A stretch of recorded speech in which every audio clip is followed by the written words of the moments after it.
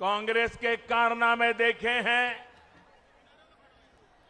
वाम दल की बर्बादी को अनुभव किया है और टीएमसी ने आपके सपनों को कैसे चूर चूर किया, पिछले 70 साल में यही देखा है। मैं बंगाल वासियों के कहता हूं, आपने 70 साल तक अनेकों को अवसर दिया है, हमें 5 साल का मौका दीजिए, 70 साल की बर्बादी को मिटा करके रहेंगे। बंगाल के मेरे भाइयों बहनों, एक बार आशीर्वाद दीजिए, एक बार आशीर्वाद दीजिए, हम अपनी जान आपकी भलाई के लिए खपा देंगे। सेवा का अवसर देखिए, हम कैसे अशोल परिवर्तन लाकर दिखाते हैं। आपके जीवन की एक एक दिक्कतों को दूर करने के लिए हम सभी दिन रात मेहनत करेंगे। यहां जंगल महाल के इस पूरे क्षेत्र में कृषि की व्यवस्थाओं को सुधारा जाएगा।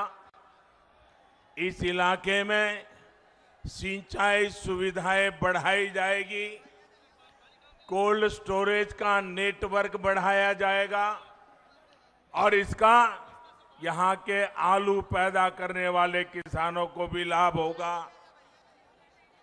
हम छोटे उद्योगों को आगे बढ़ाएंगे, उनके लिए भी सभी प्रक्रियाओं को आसान बनाएंगे। हम इस क्षेत्र में स्वास्थ्य सेवाओं को सुधारेंगे, गांव-गांव में सड़कों का विस्तार करेंगे। हम इस क्षेत्र में शुद्ध पानी की समस्या को हल करेंगे, हर घर में पाइप से साफ जल पहुंचाएंगे। हम आदिवासी वनवासी संस्कृति की रक्षा के साथ उनकी भाषा, उनके गौरव को एक नई ऊंचाई देने के लिए प्रतिबद्ध है। साथियों, मैंने ब्रिगेड मैदान में कहा था कि बंगाल का बीजेपी पर कर्ज है। बीजेपी जनसंघ से निकली पार्टी है। जनसंघ के जन्मदाता नाम की, जनसंघ जन्मदातार जन्मदातार नाम की, जनसंघ जन्मदातार नाम होच्छे श्यामा प्रसाद मुखर्जी। जनसंघ के जनक इसी बंगाल के सपूत थे। इसलिए अगर यहां सही अर्थ में कोई बंगाल की पार्टी है तो वो सिर्फ और सिर्फ बीजेपी है।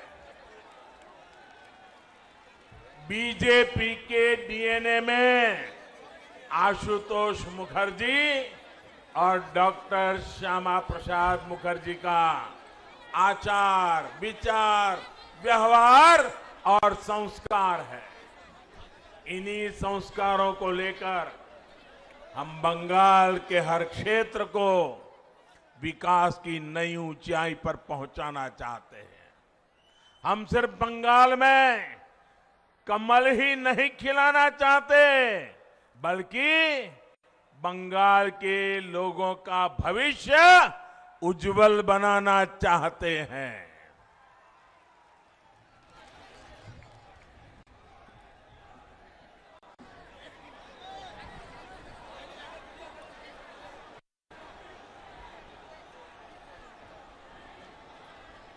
साथियों, जहां जहां राज्यों में बीजेपी सरकारें हैं, वहां केंद्र और बीजेपी की राज्य सरकार मिलकर के डबल इंजन की ताकत के साथ जनता जनार्दन की सेवा में लगे हुए हैं। आप मुझे बताइए, अगर कहीं कोई गाड़ी, कोई बस कीचड़ में या गड्ढे में फंसी हो, अगर उसको बाहर निकालना हो तो सारे पैसेंजर नीचे उतर करके एक दिशा में धक्का मारते हैं कि नहीं मारते हैं? मारते हैं कि नहीं मारते हैं? लेकिन आधे पैसेंजर आगे से पीछे की धक्का मारे और आधे पैसेंजर पीछे से आगे धक्का मारे तो कीचड़ से गाड़ी निकलेगी, गड्ढे से गाड़ी निकलेगी। सबको एक ही दिशा में करना होगा ना। बंगाल में भी दिल्ली की ताकत और बंगाल की ताकत, दोनों इंजन एक दिशा में लगेंगे तब जाकर के बंगाल ये बर्बादी से बाहर निकलेगा।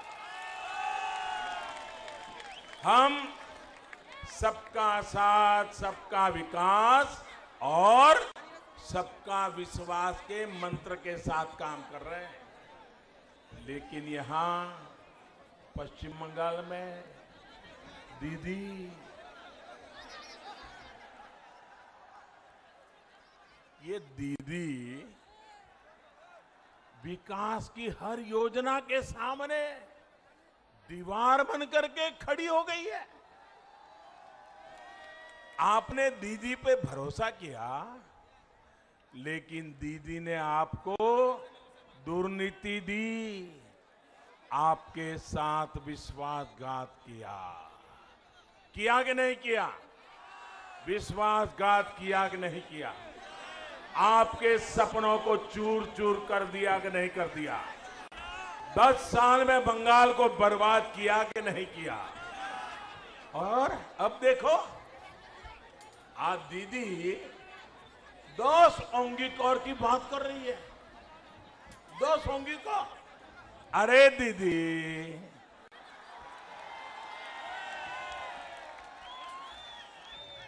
बंगाल के लोगों ने आपको 10 साल सेवा का अवसर दिया था, लेकिन आपने उन्हें लूट मार से भरे 10 साल दिए। आपने उन्हें 10 साल का भ्रष्टाचार दिया। आपने उन्हें 10 साल का कुशासन दिया। साथियों, आप मुझे बताइए, यहां केंदू पत्ता बेचने के लिए भी कट मनी देना पड़ता है या नहीं देना पड़ता है? कट मनी देना पड़ता है कि नहीं देना पड़ता है? आदिवासियों को भी देना पड़ता है कि नहीं देना पड़ता है? गरीब को भी देना पड़ता है कि नहीं देना पड़ता है? मजदूर को भी देना पड़ता है कि नहीं पड़ता है? बंगाल में ये कटमनी का सिस्टम बंद होना चाहिए कि नहीं होना चाहिए? ये बर्बादी जानी चाहिए कि नहीं जानी चाहिए? साथियों, आप में से कुछ लोगों को शायद पता होगा, कल रात को 50-55 मिनट के लिए व्हाट्सएप डाउन हो गया, फेसबुक डाउन हो गया, इंस्टाग्राम डाउन हो गया। लोग अधीर हो गए, चिंता में पड़ गए, सबके मन में सवाल खड़े हो गए।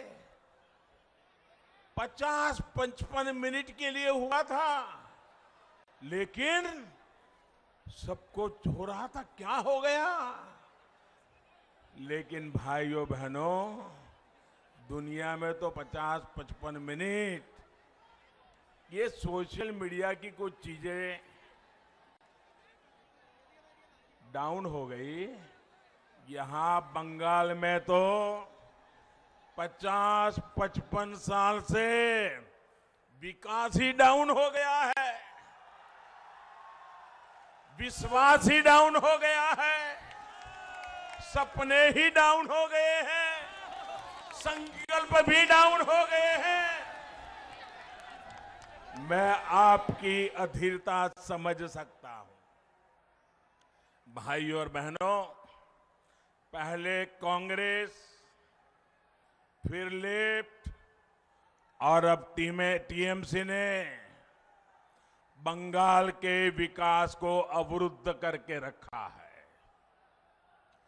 दीदी का भी ट्रैक रिकॉर्ड दलित, आदिवासी, पिछड़ों का हक छीनना, दलितों का हक छीन लेना, आदिवासियों का हक छीन लेना, पिछड़ों का हक छीन लेना, गरीबों का हक छीन लेना और वोट बैंक की राजनीति के लिए तुष्टीकरण करते रहना, यही इनका खेल चला है। दीदी ने बंगाल के युवाओं के, यहां की युवा पीढ़ी के बहुत कीमती 10 साल छीन लिए हैं। दीदीर पार्टी होच्छे निर्ममतार पाठशाला।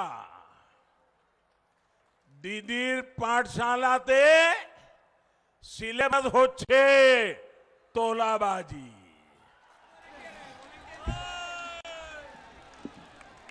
दीदीर पाठशालाते सिलेबस होच्छे कटमनी। दीदीर पाठशालाते सिलेबस होच्छे सिंडिकेट। दीदीर पाठशालात उत्पीड़ने ट्रेनिंग देवा होय, आराजो को तो ट्रेनिंग देवा होय। साथियों, आज पश्चिम बंगाल में शिक्षा की क्या स्थिति है, एक खड़गपुर के लोग बहुत भली भांति जानते हैं। शिक्षक भर्ती के नाम पर यहां का युवा कोर्ट कचहरी के चक्कर लगाने के लिए मजबूर है। भर्तियों के लिए जो बोर्ड, जो कमीशन बनाए गए, उन्हें भी टीएमसी काडर के हवाले कर दिया गया है। बहनों और भाइयों, शिक्षा को लेकर दीदी और उनकी पार्टी की सोच का एक और उदाहरण आज मैं आपको देता हूं। हमारे देश में 3.5 दशक के बाद, यानी करीब 35 साल के बाद नई राष्ट्रीय शिक्षा नीति लाई गई है। पूरे हिंदुस्तान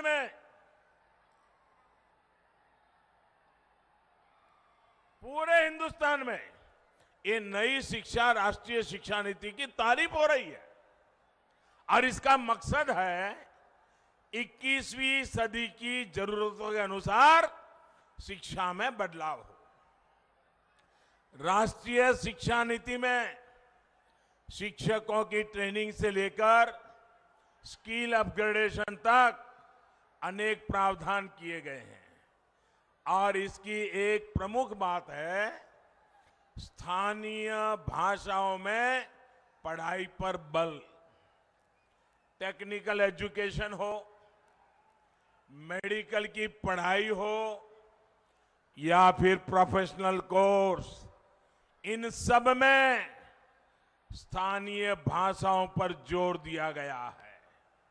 हम चाहते हैं कि गांव और गरीब का बच्चा और भी आसानी से डॉक्टर, इंजीनियर, मैनेजर, किसी कंपनी का सीईओ बन सके।